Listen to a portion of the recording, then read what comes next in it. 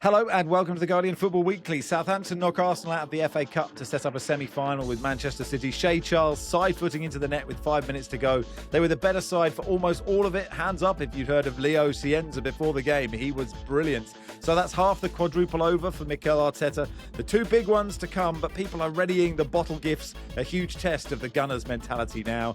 Is it time up for Arne Slot? Liverpool swatted aside at the Etihad. They had a couple of chances early on, but once City led from another Virgil van Dijk mistake, they had nothing. Their big players aren't performing, and rightly or wrongly, it'll take something extraordinary for Slot to keep his job now. You might have looked at West Ham Leeds on Sunday and thought, not for me, but it was probably the game of the round. An incredible comeback and a debutant in goal for penalties, and in the end, the first semi-final for Leeds since 1987. They'll play Chelsea after Port Vale held out for 64 seconds or something before opening the floodgates. Also today, Fitba's getting tight. Will Millwall be in the Premier League next season? And a wild rumour begins that could change Barry's life forever. We'll do all that, answer your questions, and that's today's Guardian Football Weekly. On the panel today, Barry Glendenning, welcome.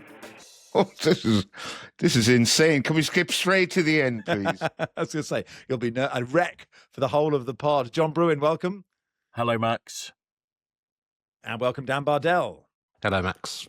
Ian says, is the quadruple bottling on? Oliver says, are Arsenal doomed? Could this be their worst season ever if Spurs stay up? Southampton 2, Arsenal 1. It was a brilliant game, Barry, and we'll of course get to the Arsenal bit, which I suspect neutrals are foaming at the mouth to hear. But should we begin with Southampton? Because they were absolutely brilliant in this game. Yeah, and those of us who don't pay a huge amount of the attention to the Championship are used to Southampton, having seen them last season when they were absolutely diabolical. I was completely shocked to see how good they were. I think this is now their 16th game unbeaten. I think they've won most of those games, maybe 12 of them or 11 of them. And I was so impressed with what I saw. You mentioned Leo Cienza in your intro. I'd never heard of him before Saturday, but he left a very good impression on me and on Arsenal over the course of the 90 minutes of this game. I was delighted for Ross Stewart, the Loch Ness Drogba. He's a former Sunderland player who didn't really get a chance. His Sunderland career was sort of ruined by injury, but the club made a nice few quid out of him when they sold him to Southampton. And I think Southampton were, totally worth their win. They gave Arsenal plenty to think about. Tonde Eckert is a really interesting guy. I think they've a real management star of the future there at St. Mary's. For anyone who hasn't read it yet, Ben Fisher did a great interview with him not too long ago. He's got a good backstory and he's very young, and I'd say Southampton will do well to hold on to him for much longer. But really, really good win for them and thoroughly deserved, I thought. Yeah, Appleton says, as a Saints fan, should I be annoyed now everyone knows how good Leo Cienza is? I mean, Dan, he wasn't the only good player on the pitch for Southampton. I just thought the way they passed the ball everywhere was brilliant, but he looked like a total superstar. Yeah, looked like a special talent first time I've seen him play like Barry. I thought he was absolutely excellent, but it was just a really, really strong team performance. Southampton last time they were in the Premier League looked like a Championship side in the Premier League. Watching them on Saturday night, they look like a Premier League side that's currently playing in the Championship. And as Barry just alluded to, the run that they're on right now is incredible. I thought they used the conditions to their advantage really well in the first half, caught Arsenal a little bit cold. And even in the second half, like the game management to be able to respond to being pegged back to 1-1, the substitutions that the manager made, I just liked everything about them. It was a really, really fun game, and Southampton looked a really fun team to watch, which was all the wrong reasons why they were a fun team to watch when they were last in the Premier League. Yeah, and John, as Dan mentions there, as soon as he goes 1-1, you're a bit like, they played so well, but they're going to lose now. So to get the impetus back, and it's a lovely run from Fellows, but it's a brilliant finish from Shea Charles. Well, yeah, Shea Charles, Sheffield Wednesday listeners will know his talent. He was a big hero to people up there. Southampton have had a troubled recent few years, haven't they? They're one of those clubs that have tried to do the Brentford, Brighton, Bournemouth model, and it's not worked out for them. They've had a few experiments. The reason Tonda Eckert is in the job is that it didn't work out with Will Still. And they also had Rishi Sunak wishing them the best. I was at I think I was at the game where they got relegated, and Rishi Sunak was there, and then had to sort of not leave early. We'll get on to leaving early later, I would have thought. And yeah, we will. Yeah, yeah. And so they've had a troubled time, but. And the Will Still experiment did not happen. They tried to be progressive and have hit on Tonda Eckert and have been on that great run.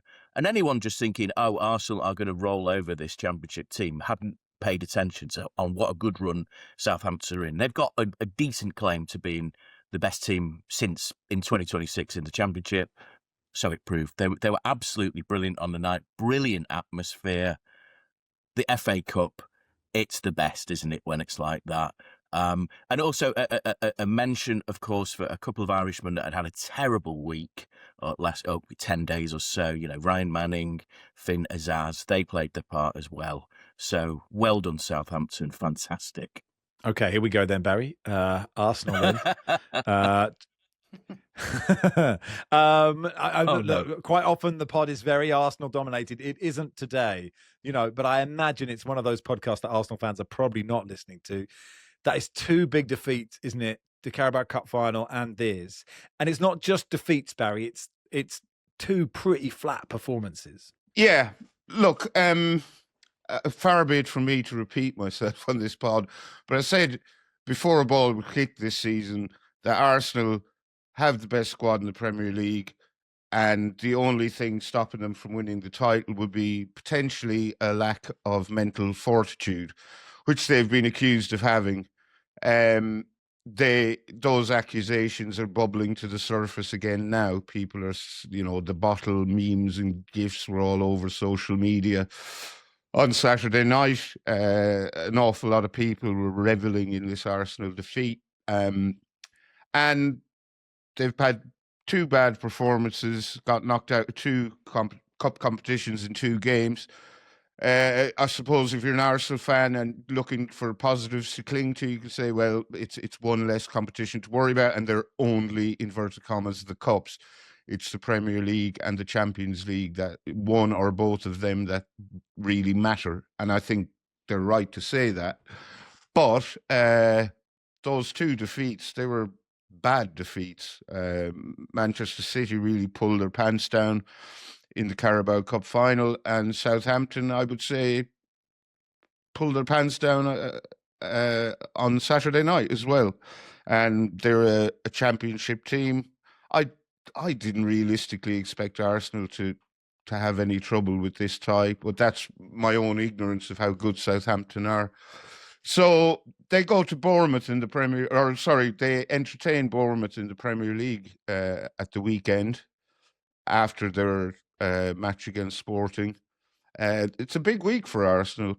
Sporting, they're presumed to have the easiest quarter-final draw, but Sporting have been playing well and scoring a lot of goals recently.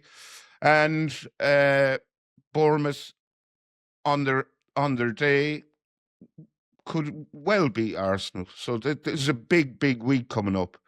And I think if they were to lose both those games, then accusations of a potential bottle job would have a certain amount of validity. The thing is, Arsenal have 7 Premier League games left. If they win 5 of them and draw 1, they are champions, no matter what Manchester City do.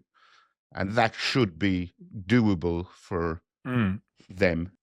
They should. I mean, apart from the City game at the Etihad, their run-in is nice. I'm trying to think of the analogy. If Arsenal, if City pulled their pants down, can then Southampton pull their pants down if their pants are already down? Or are you presuming during the international break they pulled their pants back up again, only to have them pulled back down? I mean, look, I guess, Dan, Arsenal fans will point to the fact that, David Raya didn't play in this game either. So Kepa's played in both these cup games. They were missing Declan Rice as well, who's hugely important to them. And there is a sort of ridiculousness to the bottle narrative, which is if you go far in all the cups, you may get knocked out in the cups late on, which you have to do well to get this narrative. If they'd gone out in the first, the third round of the cup, of the FA Cup, and earlier in the Carabao, then this conversation doesn't really happen as much. Yeah, I guess it's the timing factor, isn't it? If Arsenal get knocked out the FA Cup a few months ago, or at the start of the journey, the narrative now is probably not as strong. It's the fact that they've been knocked out of 2 cups in a very short space of time. The quadruple's gone from a quadruple to a treble to now a potential double very, very quickly. And now suddenly you look at the games that are coming up in the Premier League, you look at the Champions League game midweek, which felt like, they were comfortable favourites to me. Now you start to think, well, actually, have the players got the mentality to see this through? Like what's going to happen to this club now? Gabriel's going off injured on Saturday. He's a massive player. The image of him just sat down on the floor, does that suddenly become an image that defines their season if they have a bad night in the Champions League midweek? I guess it's just the timing of it all amalgamating together, but no one, you couldn't have seen them getting knocked out by a Championship side. I guess it's the nature of being knocked out by a Championship side. I mean, they got stick for losing a cup final to Manchester City, who are obviously a very good side. So if you're going for a treble now and you're getting knocked out of the FA Cup, which is a winnable competition, by a Championship side, look, questions are always going to be asked, aren't they? I suppose mentality is such an interesting thing, John, for all these elite sports people, because they've all got such great mentality to have got where they've got, right? You have to be so mentally strong to have got to Arsenal, right? So it seems it is a valid question, but it is the levels of, it's not you have zero mentality, right? It's fine. It's a cliche, but it is the fine margins of it. Absolutely. Obviously, the weekend I was sent a series of memes. I never know how to pronounce that word. Anyway. All right, Grandad. But anyway, that's it's true. fine. It's true. No one's ever.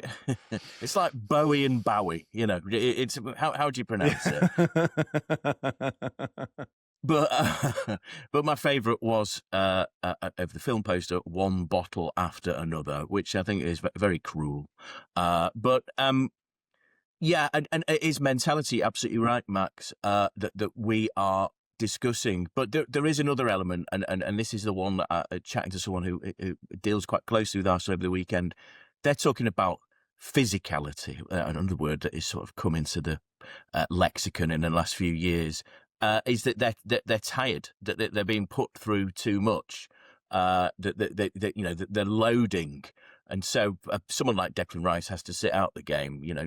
David Raya maybe needs a rest, so that's why Kepa's about. And I suppose the thing is, when we talk about mentality and we talk about how you win trophies, in my mind, it's always about clutch moments and big players coming through for you, particularly in the forward line. And I suppose at this point, are we asking questions of Arsenal's forward players? Martinelli, that was not a great performance by him, was it? Gyökeres, who essentially powered Sweden to the World Cup. They brought him on late. Gabriel Jesus took a lot of stick from Arsenal fans over the weekend for his little cameo there. It was not a great performance by their forward line. Saka's dropped out of form. And at this point, we think of big moments and big players coming through and supplying and nailing down and go Haaland and people like that. Where are Arsenal's big players here? Who is going to step up? Gabriel, as Dan mentioned, is such a big player for him. If he's injured, it's about leadership, and that's part of the mentality thing, isn't it? And Mikel Arteta has been in charge for a considerable amount of time, but there's still questions over his leadership, aren't there? He's not really been. He's been in this position where they were not expected to win a league. This one's different. This one is different, and we're going to have to see how he can do it. Yeah, I mean, they still should win it. They should. You talk about tired. They should win it, but yeah, but I think when those players look across the touchline and see Mikel Arteta having one meltdown after another in his technical area, I can't see how that's helpful. I've mentioned it before, but and we talk about Arsenal having bigger fish to fry in the FA Cup and fielding a below strength team, but Southampton too have bigger fish to fry. They're trying to get promoted back to the Premier League. They were missing their captain, Jack Stevens, on Saturday, and Shea Charles and Samuel Ludosi both started on the bench. So they were rotated out. So, it wasn't just Arsenal who were resting players and have their eye on bigger prizes. Yeah. On the last pod, Dan, Jordan was talking about how Ben White should go to the World Cup because he's fresh. But he didn't look that fresh, did he, in this one? Poor guy. Like, he just... I said it to Barry on the radio yesterday. Like he gave away so many fouls, and he looked as frustrated with the ref as like a teenager on holiday with their parents on their own, who's just like, oh God, he's just like, oh ref, you're so embarrassing. And then like that is a big mistake for the first goal as well. Yeah, a serious misjudgment from him. Because I remember watching him play loads of times this season for Arsenal, so I guess the fresh point is true. But I thought by the end of the game, he looked absolutely terrified.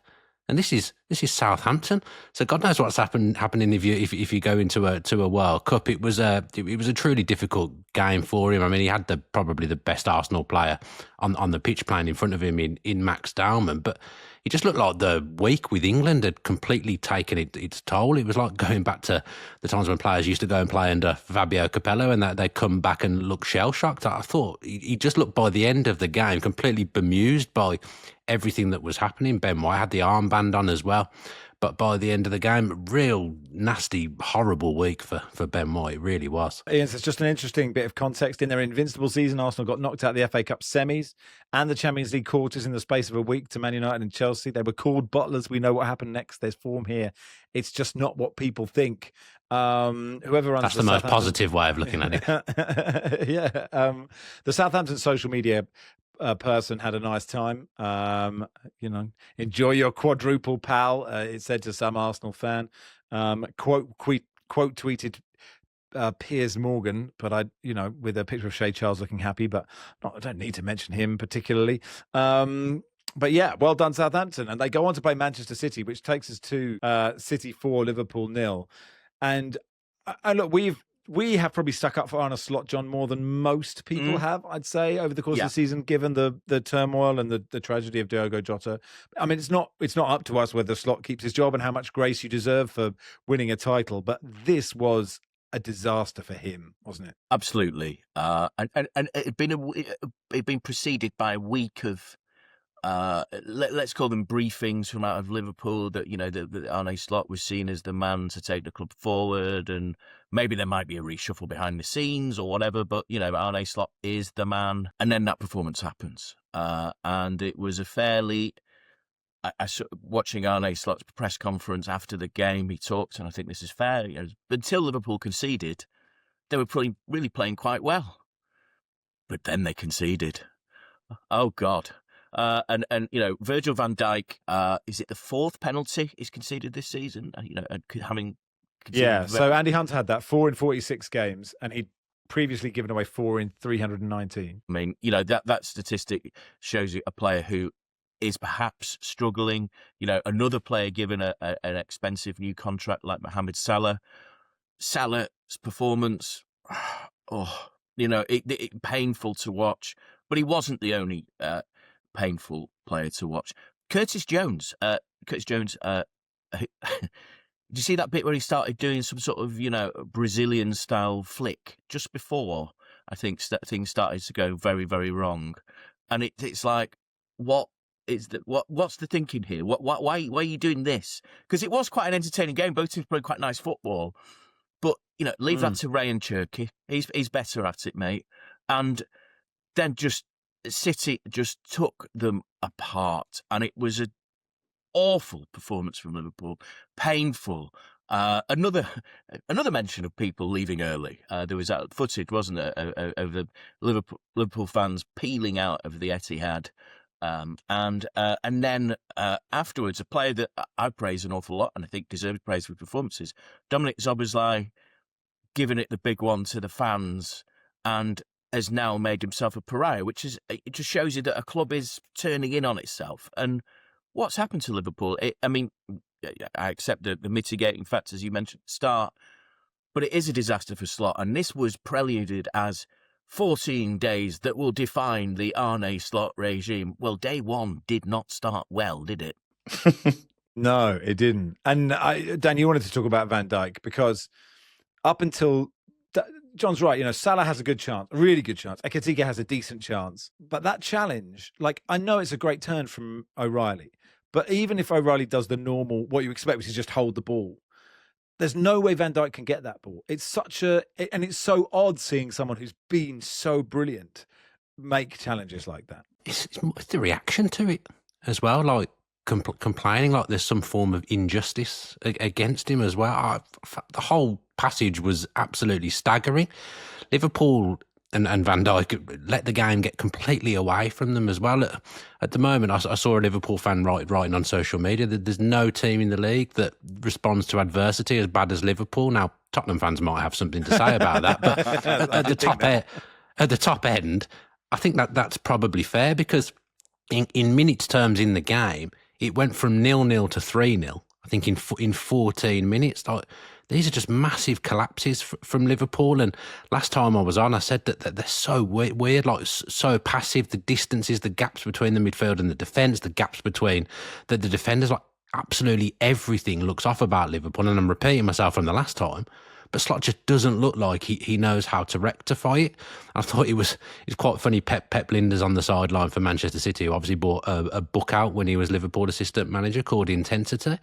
The sequel at the moment, passive from the Liverpool team right now. It's just the complete opposite of everything you associate with Liverpool, and to get dismantled 4-0 in one of the only things you've really got left this season, because I can't say that they're going to do anything in the Champions League. I think PSG might have a lot of fun with them midweek. To go out the way that you have, it's a really, really difficult look for Slot in Liverpool. And it's difficult, Barry, because I don't know if Liverpool would appoint Xabi Alonso, but the fact that he's looming somewhere puts pressure on Slot, because if you get rid of Slot, you have to get someone else in the summer, and that is someone who you really could get.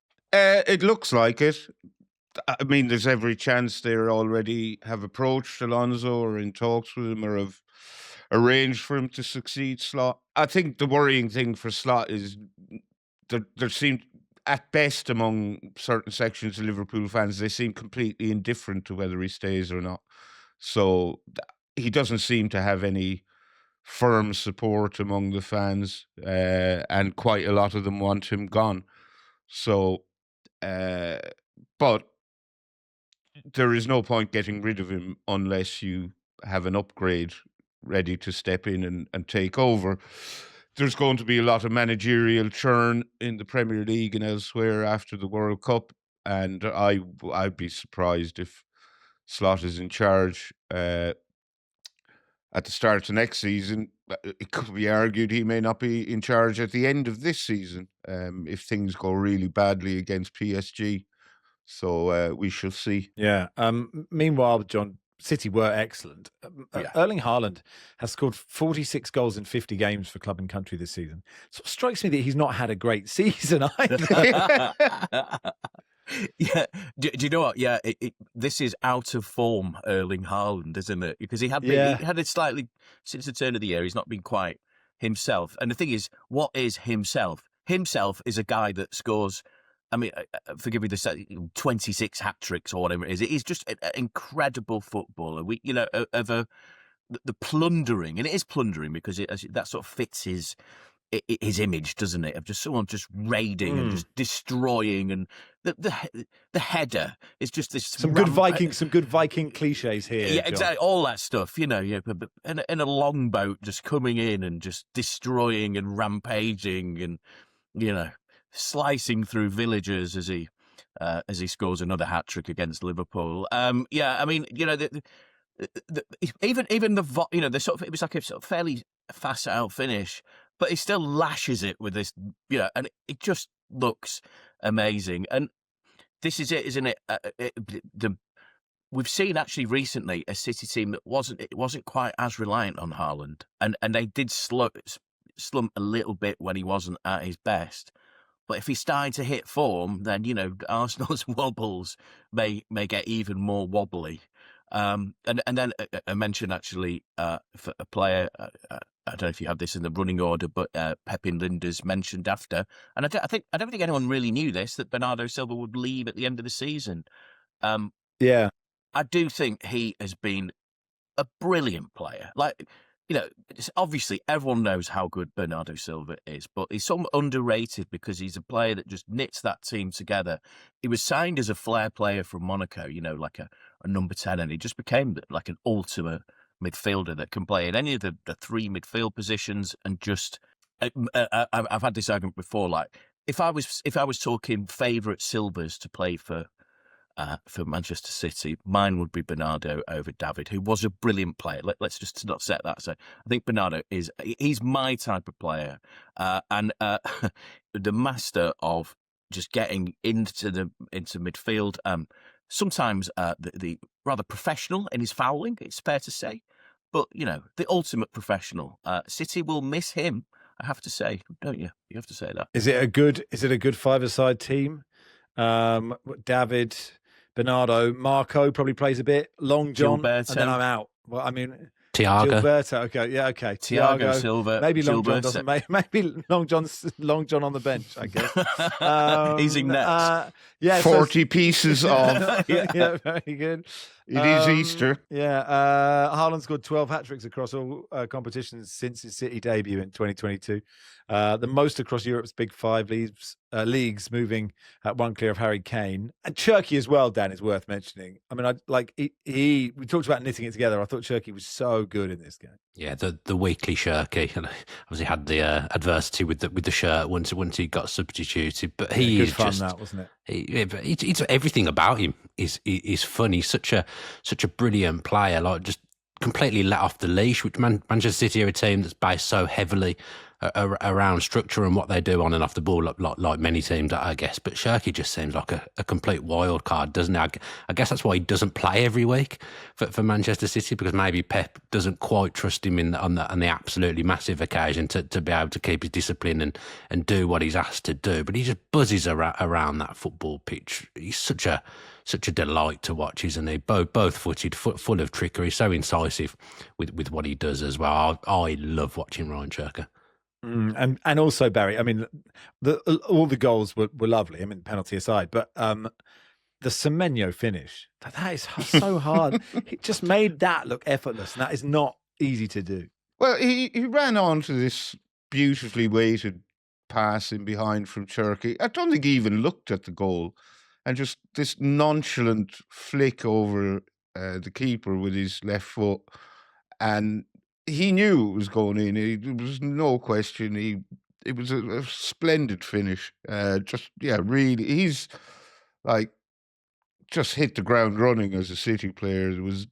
Took him no time whatsoever to bed in, and he looks like he's been there for years. Should he be PFA Player of the Year? And I don't know whether anyone's ever won it playing for two teams, but he was a massive part of what Bournemouth did at the start of the season. And if City were to win the league, he'll have ended up being a massive part of that as well. It's a great call. That's a good question. Can you? Because he might have played more against. Because he won't have played everybody the same number of times to get his votes in. He might get double votes from people. Obviously, well, then Harry you'd Wilson, have to give it to Mark Gay, because he's played and beaten Liverpool 5 times this season. That's a good point. I was going to say, John? I was going to say, Cherki, Guehi, and Semenyo, all players that Liverpool heavily linked with and didn't sign. Oof. That's painful, isn't it? Really? Yeah. That is. Well, look, big week for Liverpool. They play PSG, of course. We'll cover that on the midweek pods, and that'll do for part 1. Part 2, we'll begin at the London Stadium. Welcome to part 2 of the Guardian Football Weekly. West Ham 2, Leeds 2. Leeds winning 4-2 on penalties. John, this was brilliant, this game, wasn't it? The true cup of dreams, the cup, the magic of the cup. It's funny you said start with that. I just thought this game would never end. That's part of it, and I didn't want it to end either. It had it all, didn't it? And funnily enough, when you actually looked at those two team selections, you thought, "Do these managers up for this?" But what we saw from both sets of players and managers is both going at it, cup style, throwing everything into the match, and producing a classic comeback. Obviously the thing that will be on the back of the newspapers this morning is the pictures of West Ham fans locked out, having departed, which is absolutely magnificent. I mean, was I saw one fan was showing it to his mate on FaceTime. So his mate is outside the ground and he's watching through his mate's FaceTime, which is wonderful. Technology is wonderful, isn't it, at a time like that? And it just, it's so good that we are introduced to someone we've never seen before. Someone who didn't even have a Wikipedia page. Finlay Herrick. But it being the FA yeah, Cup... I mean, for the narrative, he needed to win. He needed to, that save needed to mean more. I mean, AJ does says, did anyone tell Barry who the West Ham keeper was at the end of the match? You would be forgiven, Barry, for not knowing. Like if this is Hollywood, he needs to win the shootout. Yeah, when he came on, I presumed West Ham would prevail and he'd be the hero. Obviously, he saved the first one from Joel Pirro. And you're going, oh, what a start to your career. It's more or less his first action on his debuts to save a penalty in an FA Cup quarter-final shootout. But sadly, it ultimately wasn't Finlay's day, and it wasn't West Ham's day. But this match was absolutely terrific. I couldn't really get my head around why the West Ham fans were leaving, because even though they were 2-0 down, they never looked quite out of it. I wouldn't have left if I was a West Ham fan. They didn't look down and out or dead or buried by any means, even though they were 2-0 down. And I'm just wondering. I'm not sure. Was Danny Dyer at this game?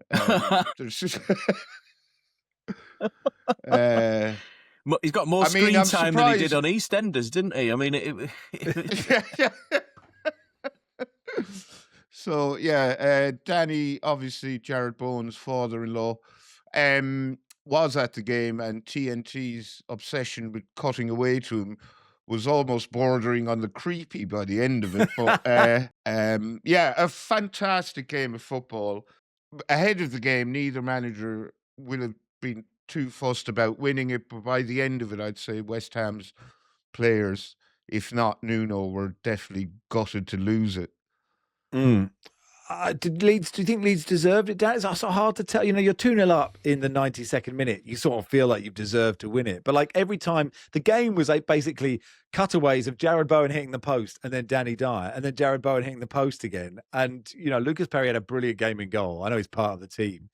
Do you think Leeds just about deserved that? It's a tough question, because it did feel like West Ham hit the post every 5 minutes, or if they weren't hitting the post, they were having a goal disallowed. I mean, Bowen's a very prolific finisher, isn't he? But it just wasn't his day at all yesterday in the game.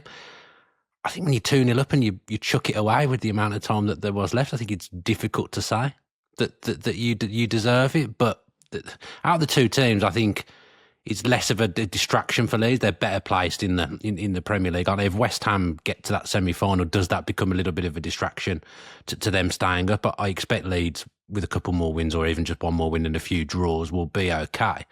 I think it's a really, really nice thing for Leeds and Daniel Farke. I've actually really enjoyed watching them all season. It seems a strange thing to say about a Leeds team, but I found them quite likeable this season under him. They've got an honest set of players that really work hard and play for the badge. They recovered from adversity really, really well at the start of the season, both the players and the manager. The manager was in a lot of trouble and the players rallied and got him out of it, and they managed to string like a consistent run of form together. And I thought at one point they were going to comfortably stay up. I still think they will stay up, and to stay up and maybe have one or two trips to Wembley as well. I think Leeds have had a really, really brilliant season, and the players and the manager deserve a lot of credit. I think Leeds are far from safe. I'm not saying they'll go down, but they're really in it. I think they just about have enough. The only thing is that they lost Anton Stack yesterday and Joe Rodon. Don't know how serious those injuries are. Stack, who has been brilliant for them this season, looks like that could be him gone for a few weeks. And I'm not sure how that wasn't a penalty, by the way, that Max Kilman challenge on Stack. It was so late. I mean, it's because he got his shot away, isn't it? he did. He made up But, for it. Like, he really wanted to give away a penalty, whatever. I mean, that was a penalty, wasn't it? The first one, and then the second one, there could be no doubt. Does anyone else think? Sorry, that Disasi was a high foot. Like I think was it strike? I can't remember who sort of pretends their head's hurt. But if he really goes down like a ton of bricks, I think that goal is disallowed because his foot is. I mean, I'm glad it was given, but like I think it's a high foot. Was not the clarification, which I think hilariously Peter Walton, I think, messaged Fletch during the commentary to tell him why it had stood. We don't get to we don't get to hear Peter Walton on the telly anymore, but he's still. Him and Fletch are still great mates, and they're still tight, are they? Yeah, still tight. Yeah, but I think the word is that because the high boot was in front of the head, then it can stand. Okay. So it wasn't. So it hit it hit the high boot first. So there you go. At Leeds, I was going to talk about Leeds being in the FA Cup semi-final for the first time since 1987. And I just about, I do remember that because they played Coventry, which is the 87 FA Cup final, was probably, if you're old enough, was it the all-time classic, wasn't it? But I was looking at the team, and I buzz off this stuff, but the Leeds team of that day, where they lost 3-2, classic, Day, Aspin, Adam Styles, that son of Nobby Styles, Ashurst, Ormsby, Ritchie, Sheridan, Pearson, Baird, Rennie. Now, Leeds fans of a certain age will feel shivers thinking of that team. Billy Bremner was a manager, that is the classic. And that's when Leeds are in the second division and trying to fight their way back. Very evocative, very evocative. Despite being a Manchester United after the 87 Cup final. Yes, sorry, John. Despite being at Manchester United, as you know, I always have a sort of sneaking admiration for sort of the Leeds thing, just the fervence of that sort of Yorkshireman thing. But yeah, I'm delighted that'll be a big day at Wembley, won't it? Chelsea Leeds. Yeah, really good. Yes, absolutely. That's a great tie. Yeah, Ian says, as a West Ham fan, how do you bounce back from a loss like that? I just want to take my son Daniel to one big game before I'm no longer able to. His GCSE calendar made Prague a no-go. Of all the exams to clash, it was maths, and he wasn't allowed to go. And I really thought an FA Cup semi would be the big game I'm looking for. I'm pretty down, having been denied the opportunity. It was so close. You'll understand when Ian Rushden is in full Cambridge kit at a Papa John's semi-final in a few years.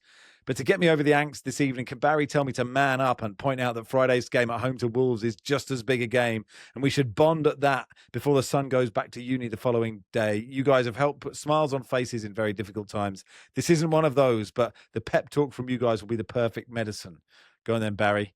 I mean, it is, to be fair, Wolves on Friday is absolutely enormous for West Ham. Yeah, I don't really like that phrase, man up, but I would not take my son to the Wolves game, because if you're taking him, if it's the first time you're taking him, they will lose. And obviously, we don't want West Ham to lose. I don't think it's the game. first time. I mean, his kid's done his GCSE. You presume they've been before. I mean, maybe it might be wrong. I don't know, but I didn't read into it that it was his first ever game. No, okay. Just he wants a big one. He wants to take him to a big West Ham game, which is, they're all big. Actually, just have a nice time. But yeah, I would love it. I would love it if Wolves beat you, because I'd rather Tottenham weren't in the relegation zone when they go to Sunderland on Sunday. Let's go to Stamford Bridge. Chelsea 7, Port Vale 0. Dave says, can you please talk about Port Vale as little as you did on the preview show on Thursday? And what you want, Dan, from a lower league side is to hold out and battle and keep it tight. And this was done after a minute. Yeah, it's a dismal start, isn't it? The whole week goes out the window with that start. Obviously, you expect Chelsea to beat Port Vale. I don't really have much to say on it. They just got completely outclassed, didn't they? The levels of the two teams showed. I mean, Chelsea have spent £10 billion or whatever they've spent, and Port Vale haven't spent anywhere near that. You would expect Chelsea to batter Port Vale, but the whole game is dependent on the start, and Port Vale's start was just absolutely awful. The goalkeeper, who's actually on loan from my team, Villa, he had a horrible day. If Emi Martinez departs in the summer, I hope it's not Villa's plan to put him in goal. I don't think it would be, because he had a real tough day at the office, didn't he? Just completely outclassed Port Vale. Chelsea were very, very, very comfortable. It's just what Rosenior needed, I guess, off the back of the time that they've had recently. I think Liam Rosenior really missed a trick in this game, because after all the grief he got following Chelsea's exit from the Champions League, I think when Chelsea went 6 and 7-0 up, he should have started performatively sending notes out onto the pitch with instructions for his players. That's a big miss, that is, from him. Yeah, I suppose like the interesting story with Chelsea, John, is the suspension of Enzo Fernandez. Dropped for 2 games. I don't think that had happened when we did the pod on Thursday. I think we talked about Enzo and Cucurella sort of saying, I might be happy playing for a big team in Spain. But it's quite interesting they didn't just drop him for 1, isn't it? They could have easily gone, he's dropped for this game because we take this seriously. But they dropped him for the Man City game as well. And they are in a fight to get into the Champions League. Yeah, I think the biggest problem for Chelsea is that they won this game too well, so that they actually... What's the focus on? We'll go back to the Enzo thing, because that's a bit more interesting than rolling over a struggling EFL team. And so, yeah, I is that, sorry, John, is that like that's one step beyond hitting it too well. It's a whole game of winning it too well. Is what you've you're won saying. that It's too a well. new footballing thing, right? Okay. If anything, Clive, they've won that too well. If anything, Clive, yeah. And if anything, Max, they've won that too well, and it meant that we return to the if they'd fought out an FA Cup Classic, plucky Port Vale, the Vale throwing it down to them, maybe the Enzo cloud would have dissipated, but it remains over the club, of course, because he can't play against Manchester City next week. I don't understand this decision. I don't understand why you would seek to harm your team by dropping one of your best players. It seems fairly unprecedented to me. I mean, you've had stuff in the background where famous old managers have taken players out, but they've not formally told the press this guy's out for two matches. And okay, you missed the Port Vale game. No one would have noticed that. Could they not just give him a big fine, or something like that, and just he's been internally disciplined, and we all know that. It just, and the other thing is, it being Chelsea, who made that decision? Who and Liam Rosenior, as is the case, and we've talked about this quite a lot. No one else comes out and explains the decision. Liam Rosenior has to explain decision that possibly, in fact, very probably, wasn't his decision. So, yeah, collectively, we've got... No, come on. Who's made that decision? It speaks to a club where, we don't know who's running it, because there are so many people that are putting their oar in, and it looks weird. And also, them falling out with Enzo Fernandez, presumably there was an idea that they might sell him. Well, what does that do for the price? So it just... I don't understand the decision at all. Yes, but it being Chelsea, it will be a year of everyone on podcasts saying we don't understand Chelsea, and then they win the FA Cup and qualify for the Champions League. That's really the most Chelsea thing to do here. Barry. Well, when Everton spanked Chelsea before the international break, Enzo was really bad. He didn't play well at all. He kept giving the ball away. He's very performatively criticises his teammates on the pitch, and I'm not sure he'd be that big a loss in the game against City, to be honest. All right. Is this not where the Chelsea model falls down just a little bit? So they buy these players and then they expect them to grow in value. Enzo Fernandez was over 100 million. Like, you're not going to make a profit on that player, and certainly if you're operating with internal bans, which is one of the strangest things I've ever heard. It's almost like Chelsea thought, we've not been in the news for a few days. Should we just announce that we've got an internal disciplinary procedure going on? Like, there's a reason that nobody else does stuff the way that Chelsea do it, and it's another example for me. Yeah, I think is it not two? Yes, John. I was going to say there's 2 arguments there. One is that Enzo was bought in that initial phase of the Bluecoat ownership where they just splashed a load of cash and then they changed their approach. They don't really do that anymore. And then the other thing is, and this is the accountant's answer, is that his amortization level will be. I'm falling asleep already when I'm thinking about it. It's the accountancy principle that actually we can make a profit on him because his amortization level is, or whatever it is, that they can flog him. But yeah. I agree, Dan. It is, it is silly. It's silly. All right, that'll do for part 2. By the way, download the Guardian Women's Football Weekly tomorrow. Reaction to the Women's FA Cup quarterfinals, including Arsenal getting done at home by Brighton. And we will begin part 3 with a bit of Fitba. Welcome to part 3 of the Guardian Football Weekly. To Fitba Corner then. And Barry, it is very tight at the top of the Scottish Premiership. It is indeed. So Rangers beat Dundee United on Saturday, 4-2 to go top of the league on goal difference ahead of Hearts, having played one game more. Fast forward to Sunday lunchtime when Hearts went to bottom club Livingston and could only draw 2-2. So that took them a point above Rangers, but I'd imagine Hearts will very much view that as 2 points dropped. It was a weird game because it started in lovely spring sunshine and ended in lovely spring sunshine, but at some point in the middle, there was basically a snowstorm. Yeah. And I think when Hearts scored their second goal to go, I think they went 2-1 up. There was sleet, snow, sideways rain, the very best of Scottish weather. But that abated and it was grand again at the end. And then later yesterday, back in third place, Celtic went to Dundee. It was their 4th match in the city of Dundee this season.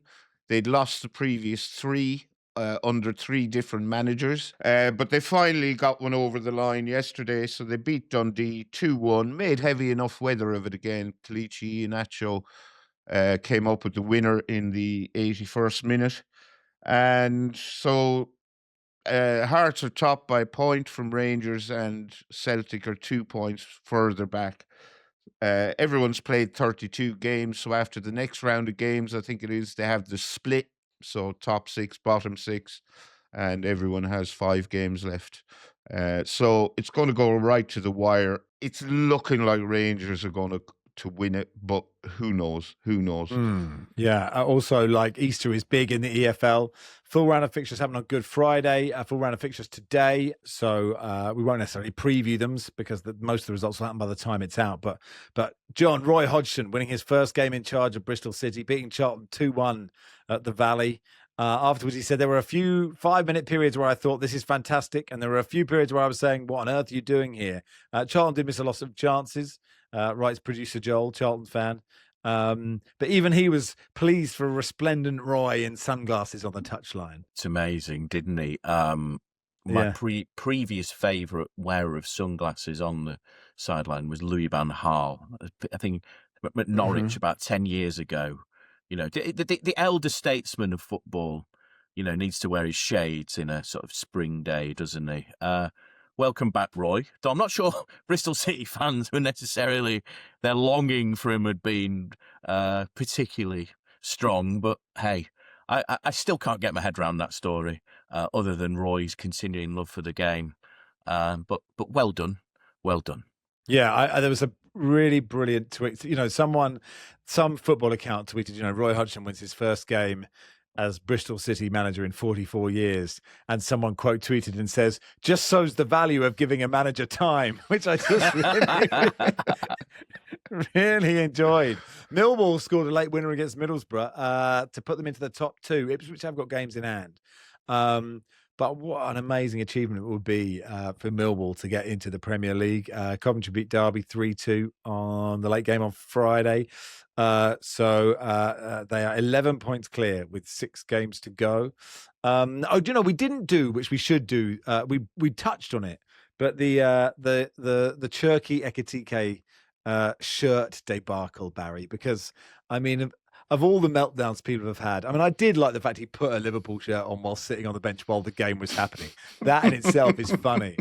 But I do like the obsession of, it it is just the biggest crime in football to swap shirts until long after the game has finished. Yeah, so if you swap shirts with a player after a game and he puts on your shirt and you put on his, that's perfectly acceptable, I think.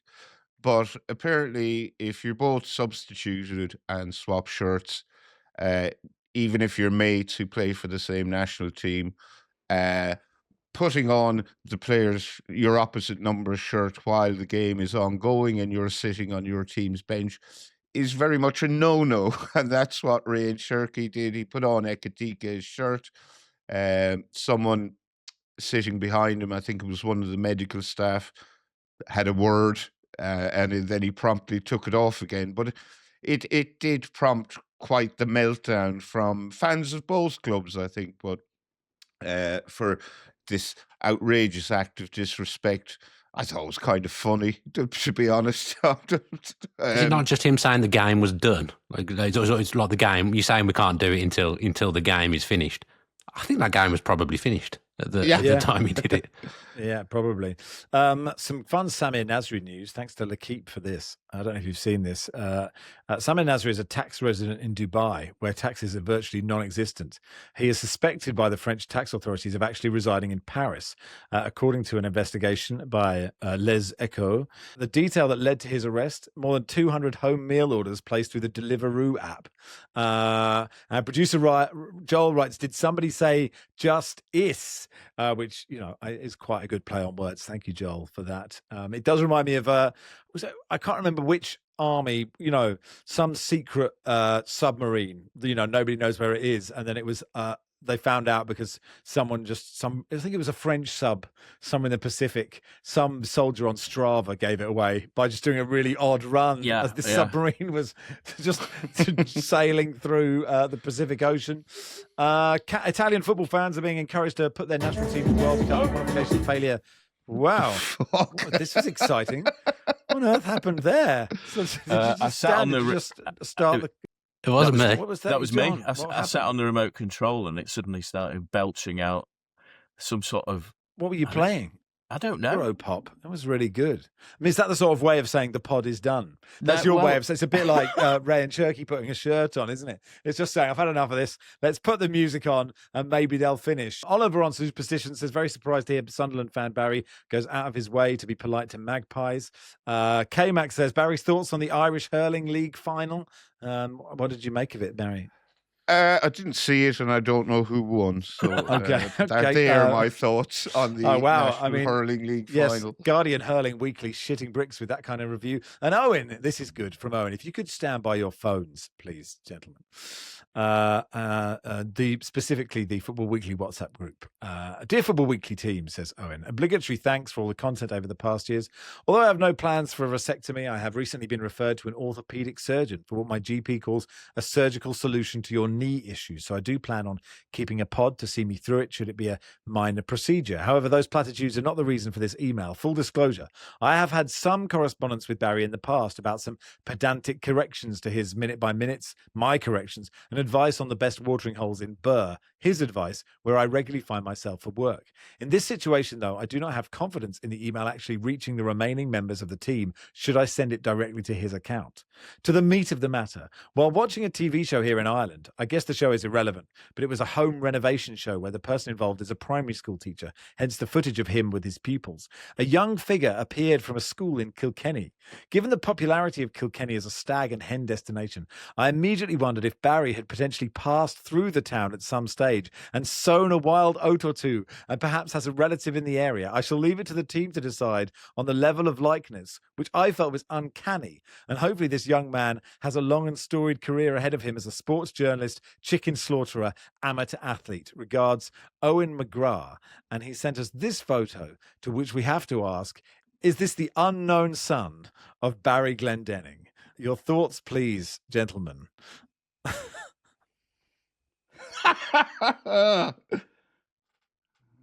Wow. That is incredible. Whoa. This isn't it. Young Baz. Must be, 11 years old? What do you reckon? Somewhere about 11 in there? Yeah. Or maybe a bit primary school, probably 10. 10 years old. He still looks like that. I was actually sweating a bit there, Max, because I have been on a stag do in Kilkenny. Okay. where I may have made a new friend. Okay.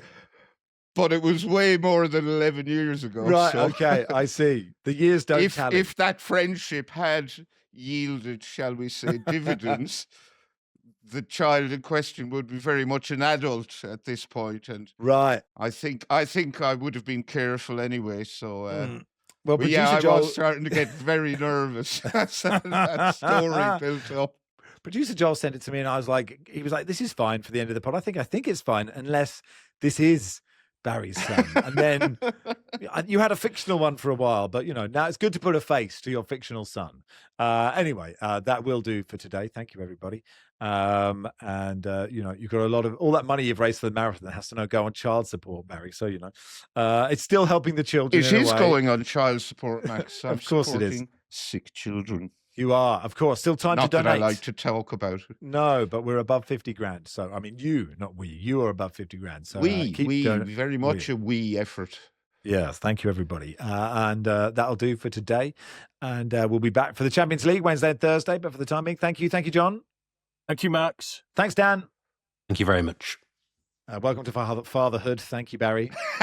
Thank you. Football Weekly is produced by Silas Gray. Our executive producer is Joel Grove. We'll be back on Wednesday.